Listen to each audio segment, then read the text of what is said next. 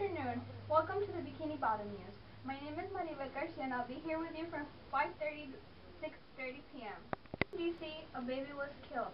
The infant was thrown inside a washing machine. The mother of the 2-year-old is the primary suspect. Miriam Salazar is in custody until police find more evidence. Hundreds of families were killed in mudslides in Brazil. The climatologist center in Brazil informed that the cause of the mudslides was the heavy rainfall and the earthquakes of 4.1 in magnitude. We're now going to Miami, Florida with Zaida Lozoya. She's going to interview the sperm bank representative, Ms. Sydney Sahidi. Thank you, Maribel. So we're here with Sydney from the sperm bank. Good afternoon. Good afternoon, Zaida. How did you get a job at the sperm bank? It was actually a temporary job. I was applying for the art gallery. Some people told me to apply for the medical hospital for the sperm donation. What were the main things they did there? They stored donor sperm, they took sperm donations and semen analysis. They also cryobank sperm for cancer patients, like men about to start chemotherapy. What were your job duties? My job duties, well, I was a secretary. I was basically taking phone calls and replying messages, doing the applications and schedule appointments, analysis and termination, donation. Everything that had to do with the patient, I had to do it manually. Did you guys ever bring the semen in anything other than the container? Yes, one time a guy brought a pill container full of semen, and he forgot to peel off the hair that got stuck inside the container. We were all laughing, the nurses and everything. Do you have other interesting stories? Yes. Once, some high school students called and left a message that they needed to donate some semen because they needed to raise funds for a prom. I had to call them back, miserably telling them the process is not easy. It's really complicated. Do they have binders full of photos or of donors that women can choose from? I think New York is the only state that doesn't allow that because they have a special rule. But in our hospital, right here in Houston, yes, we have some. And they have like ethnic background pictures and racial features, everything that you can actually choose from. What I thought it was funny is that there were 2 or 3 men that everybody wanted to choose. So they had like 40 kids approximately without them knowing. Well, thank you, Sydney. Back to you, Maria. Thank you, Zaida, for the interesting interview. We hope to hear more from you, Ms. Sydney. We're going now to a short pause. We will be back. Thank you.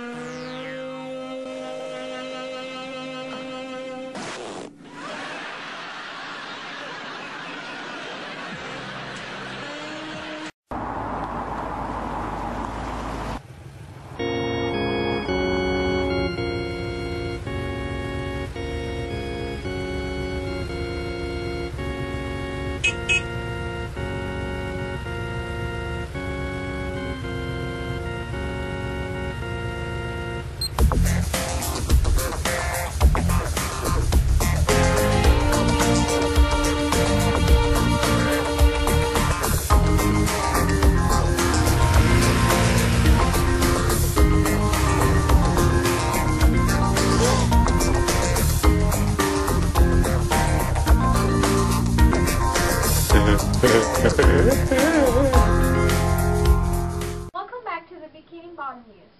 Here, Morgan Bryce will be telling you more about sports this week.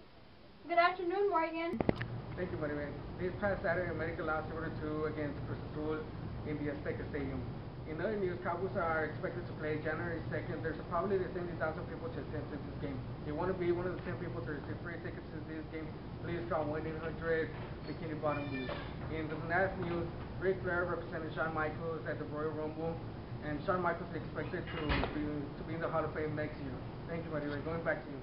Thank Thank you, Morgan. We hope to see you at the Cowboys game. 3-year-old Sharon Howard is in the hospital in Houston.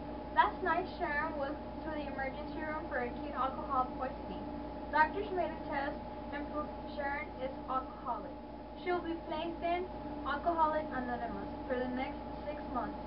Last Monday, 14 teenagers were killed in San Fernando, Tamaulipas.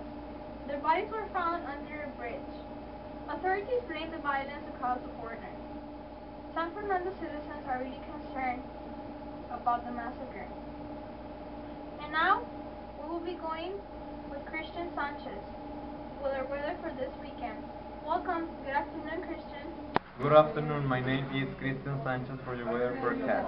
For today, Friday, sunny, high 200 Fahrenheit, low 154 Fahrenheit. For Saturday, it's going to be snowing, high 27 Fahrenheit, low -2 Fahrenheit. Back to you, Maribel. Thank you very much, Christian. It seems you're going to have a great weather for this weekend. And now, we have a special interview with my twin, Brittany Garcia. She will be telling us more about the young hacker that broke into the NASA's computer systems. Welcome, Brittany. Good afternoon. I'm here interviewing this young boy that got caught breaking into the NASA's computer and sentenced to 6 months in jail. So, you were in the front line for the newspapers last week. What is it about the computer that makes it become such an obsession for a young guy? To find out how it works and the internal mechanics that help it go into the internet, break systems, stuff like that. And why is that so important to you all? Well, unlike other hackers, most of them want to get for monetary gains, as for I want to get the software that I sold. Well, we're going to be doing that later on. We're going to be looking at this. I use it for other programs. Well, and how hard was it for you to get into some blue chip locations, as they told me before you had? Well, I used some programs that I already had and altered them so I could break into, so I can get past those blue chips. How did you learn that?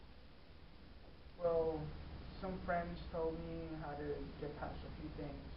The rest of it I had to learn by myself and figure out. I gather that there's quite a network of hackers out there. Do you share information over the internet? Yes, we do share information, but we do not share it over the internet. Some hackers do, but those are hackers that are great hurts.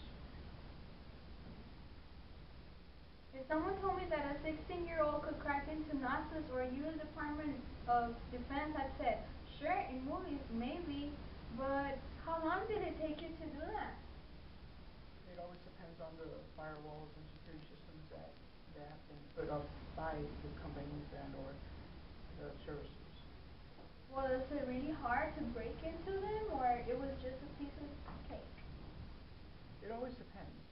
Sometimes it's just as taking candy from baby, and sometimes it's as getting beat up by a bully. A lot of attention was given to the fact that you downloaded software relating to the International Space Station. Could you have done anything else with that? Well, the software that I got from NASA, I was going to alter it so I can mess with some other stuff that I needed to do. Like, for example? I could change the TV stations to whatever I wanted. TV shows, alter grades from schools across the nation, stuff like that. And when did you first suspect that they knew you were snooping around their system? Well, it's usually hard to spot a hacker within a system. Sometimes you cannot see them, but they're there. Sometimes you make a mistake and they throw a glitch at the screen saying error, error, and stuff like that. How did they catch you anyway? I did one of the most rookie mistakes and got to get out of there as fast as possible. When downloading software from a secure network, if you're not fast, you're dead.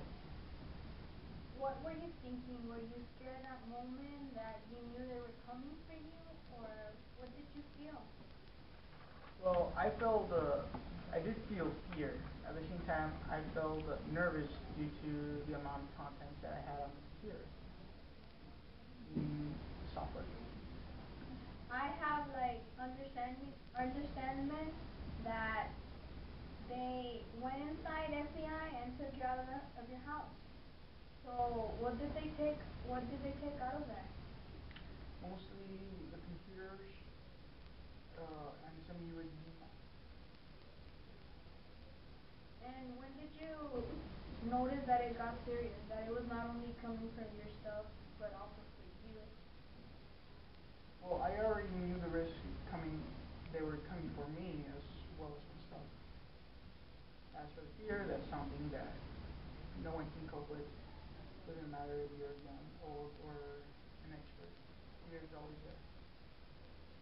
Changing the theme, how does the prospect of sitting in jail for 6 months affect you in your life? Well, 6 months, I'll never get back though. That's true. But any relationship, family, girlfriend?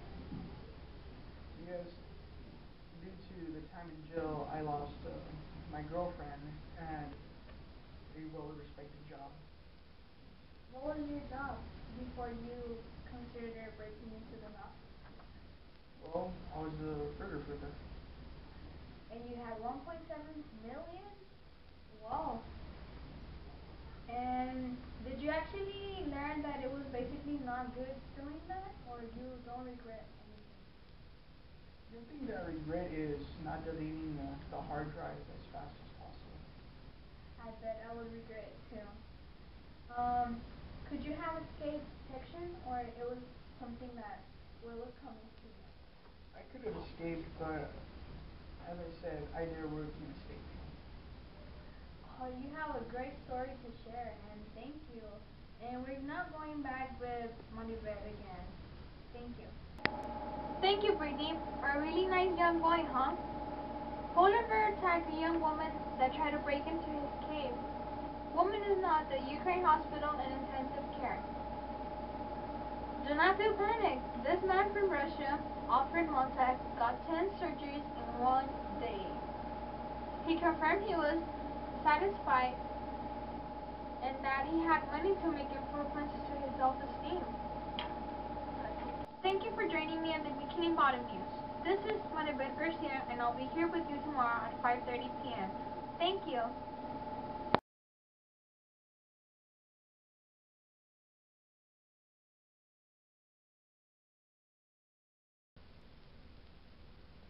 Oh. Thank you, Maria. Going to the sports section. America lost over to again. Thank you, Brittany. A really nice young boy, huh? Oliver attacked a woman and that tried. I know. I need to start again. Oh no. Yeah.